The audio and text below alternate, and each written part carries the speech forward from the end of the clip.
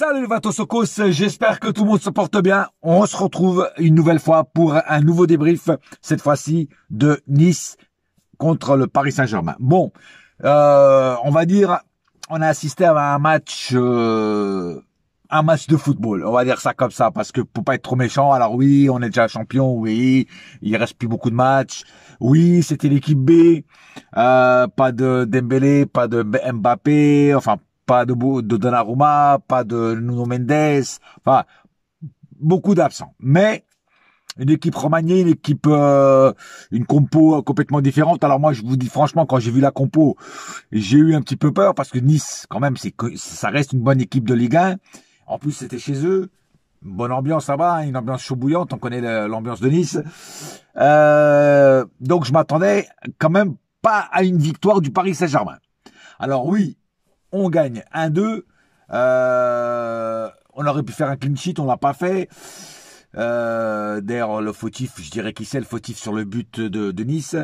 Mais voilà, première mi-temps, ça va, ça a été, on aurait pu faire mieux, mais bon, on est là, on marque les buts, sans bien, on se met à l'abri. Bon, deuxième mi-temps, un peu moins bien. J'ai trouvé un PSG plus dans la défense que dans l'attaque, à part dans les contre-attaques.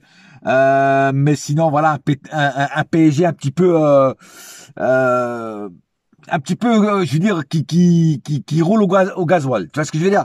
Voilà, c'était pas un grand PSG ce soir. Mais bon, on a fait le taf, on a les 3 points, même si maintenant ça ne nous sert plus à rien, les 3 points, mais c'est toujours bon de prendre les 3 points, même si on est champion de France, ça fait toujours bien de gagner les matchs, voilà, surtout avec une équipe remaniée comme celle de ce soir. Donc voilà, une belle petite victoire. Alors on n'a pas, comme j'ai dit tout à l'heure, on n'a pas assisté à un grand match de football, c'était pas étincelant, ça faisait pas d'étincelles, ou alors des étincelles très mouillées, mais sinon, bon, comme je vous dis, l'importance, c'est le résultat à la fin, et on a bien défendu. Bien sûr, comme d'habitude, il y a des joueurs qui m'ont déçu, d'autres qui m'ont moins déçu.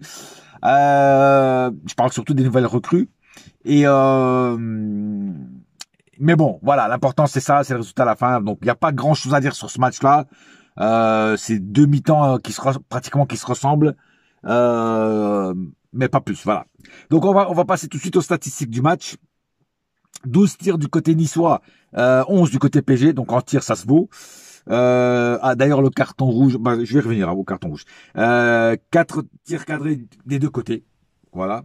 36% de possession côté niçois, 64 du côté PSG. 389 passes du côté niçois, 711 du côté PSG. Encore une fois, une possession, on va dire ce soir semi-stérile, voilà.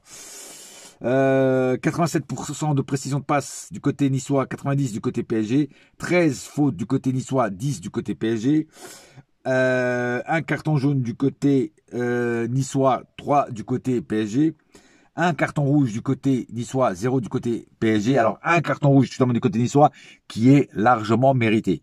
Parce que Barcola, il allait tout seul au but et le joueur niçois l'a envoyé valdaguer comme un fétu de paille. Donc c'est largement mérité le carton rouge. D'ailleurs, les Niçois n'ont pas trop réclamé à l'arbitre parce qu'ils ont bien vu que c'était vraiment voilà, que c'était une grosse faute, quoi. Voilà. Aucun hors-jeu des deux côtés, 7 corners du côté niçois et 2 du côté PSG. Donc Nice a eu beaucoup de corners. Voilà, donc les statistiques parlent d'eux-mêmes. Maintenant, on va passer au cas par cas. Alors, Tenas. Alors, ce soir, c'était Tenas, encore une fois, dans les buts, pas Donnarumma. Donnarumma était sur le banc. Alors, Tenas, je vous dis franchement, je dis pas que c'est un mauvais gardien, mais il reste encore beaucoup, à apprendre. Il a beaucoup encore à apprendre, Tenas, et surtout dans les relances. Il fait des relances, mais catastrophiques. Alors, où il relance dans l'axe, où il relance mal, où il se fait déborder un petit peu par un joueur, et il relance n'importe comment. Franchement, alors, on critique le jeu au pied de Donnarumma, mais Tenas en relance, c'est pas mieux. C'est même peut-être pire. Voilà. Voilà, donc il faut vraiment qu'il améliore ça, Tenas, parce que si lui il reste comme deuxième gardien, il va falloir quand même qu'il s'améliore sur les relances, hein, parce que là il m'a fait peur plusieurs fois, hein, voilà. Et c'était pas une équipe de Ligue des Champions, c'était Nice, hein. Donc faudra qu'il fasse très attention à ça. Sinon à part ça, il a plutôt fait son match. Alors Beraldo. Alors Beraldo, comme d'habitude, merdique. Et Beraldo, il a le don de m'énerver à chaque match. Il est obligé de se prendre un petit carton jaune, voire un carton rouge. Mais bon, ce soir, c'est un carton jaune.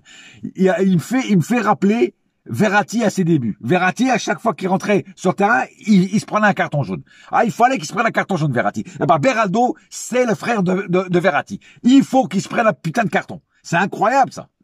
C'est incroyable. Il n'arrive pas à faire un tacle sans faire une faute. Moi, je comprends, et puis, moi, je comprends pas pourquoi il s'entête à le mettre. Beraldo, il n'a pas le niveau. En tout cas, pas pour l'instant. Pourquoi le mettre? Pourquoi ça servait à toujours à le mettre? C'est incroyable. Bon, tu vas me dire, ce soir, il n'avait pas trop le choix de le mettre parce qu'il n'y avait pas grand monde pour le mettre, pour mettre à sa place. Mais bon, mais je continue à dire, Beraldo n'a pas le niveau. Marquinhos. Alors, Marquinhos, il a plutôt fait son match à part sur le but. Alors, le but, c'est sa faute. Pour moi, c'est entièrement la faute de Marquinhos qu'on se prend le but. Pourquoi? Parce que il met une plombe à relancer le ballon. Alors, il y en a qui disent qu'il y avait faute sur Marquinhos. Ça peut siffler, mais aussi ça peut pas siffler. En tout cas, il a quand même commis une erreur, c'est qu'il met un temps fou à relancer le ballon. Il est là, il sait pas qui le donner. Et ça se paye cash. Voilà. Et donc là, c'était contre Nice, mais si c'était en Ligue des Champions, j'en aurais voulu beaucoup plus. Parce que c'est pas digne déjà de lui, vu que lui, quand même, il a quand même énormément d'expérience. Et voilà. Et donc, Marquinhos relance le ballon plus vite. Et surtout, arrêter de jouer derrière, devant nos cages. C'est très dangereux et ça ne sert strictement à rien. Voilà. Donc, pour moi, l'unique fautif sur le but, c'est Marquinhos. Skriniar. Alors, Skriniar, ce soir, il a plutôt fait son match. Moi, j'ai plutôt aimé la prestation de Skriniar. Par rapport aux autres prestations qu'il a fait avant, franchement, qui étaient pas terribles. Ce soir, j'ai plutôt trouvé un Skriniar intéressant, qui défendait, qui était agressif sur le portal de ballon. Skriniar, à un moment, il a fait une faute. Je crois qu'il s'est même pris un carton jaune, pas mérité, parce que Skriniar joue le ballon, il laissait pas de couper les jambes aux joueurs de Nice. Il joue le ballon et l'arbitre, s'il fait une faute, il lui met, je crois, un carton jaune. Voilà. Donc pas mérité, parce que le tacle était propre. Voilà. Le petit Zaguet, il a marqué son but, il est tout content, voilà. On m'a dit que c'était même son anniversaire ce soir, donc voilà, il a eu son cadeau d'anniversaire. Donc il a plutôt fait son match, voilà, pas plus pour moi. Mais bien sûr, il doit encore progresser. Alors Fabien Ruiz, comme d'habitude, très très moyen. Et encore, je suis gentil, hein, parce que c'est pour pas dire que nul. Voilà, très très moyen. Voilà. Moi, Ruiz, franchement, Fabien Ruiz, moi, j'attends plus rien de ce joueur. Fabien Ruiz, pour moi, je n'attends plus rien de ce joueur. Voilà. C'est à chaque match, il fait pas grand chose pour aider l'équipe. C'est-à-dire qu'il essaye d'en faire beaucoup, mais en fait, il fait rien. Je sais pas si vous me comprenez. Et moi, il me déçoit énormément ce joueur. Donc, pour moi, ça sera sur la liste des départs au mercato, c'est Ruiz, Soler. Bon, Beraldo, moi j'aurais bien fait partir aussi parce qu'il n'a pas le niveau, alors au moins je l'aurais prêté. Mais en tout cas, Ruiz et Soler, c'est à dégager. Et Colomoni aussi. Vitinha, première mi-temps, j'ai bien aimé la prestation de Vitinha, il tirait au but, tout ça. Deuxième mi-temps, il a été un petit peu plus discret, Vitinha. Voilà. En première, ça a été, mais en deuxième, il a descendu un petit peu de régime. Voilà. Le petit Zahir Emery, pareil. Je trouve que Zahir Emery, dernièrement, ces derniers matchs de Zahir Emery, je les trouve moins bons qu'avant. On dirait qu'il a baissé de niveau. Alors c'est peut-être la fin de saison, il est peut-être fatigué, je sais pas. Et parce qu'il a beaucoup donné sur certains matchs. Mais les derniers matchs de Zahir Emery, je les trouve vraiment très très moyens. Et ce soir, j'ai encore trouvé un Zahir Emery très très moyen. Voilà, je sais pas ce que vous en pensez, mais moi j'ai trouvé par rapport au match qu'il faisait avant, dernièrement, je trouve vraiment voilà, son niveau a baissé quoi. Voilà. Alors c'est peut-être moi qui suis parano, je sais pas, mais moi je trouve qu'il a baissé. Lee. Alors Lee, pareil, il a fait son lit, il s'est couché. Voilà, je suis désolé du jeu de mots, mais j'étais obligé de le faire. Moyen, très moyen.